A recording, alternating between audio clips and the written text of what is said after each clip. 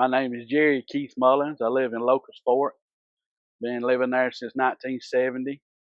Some of my fondest memories of growing up is around the Locust Fork River, hunting and fishing with my dad, and just growing up and having a great time. And my picture is from our little farm the Lord has blessed us with in Locust Fork, trying to figure out what was catching my chickens in the backyard. And took a picture of the fox, and that's how the picture come about. And I'd like to thank Locust Fork Family Dentistry for picking my picture, and just like to say thank you for friends of Locust Fork River and the handful of renegades that stood up one time for the good of the river. I'd like to thank y'all very much.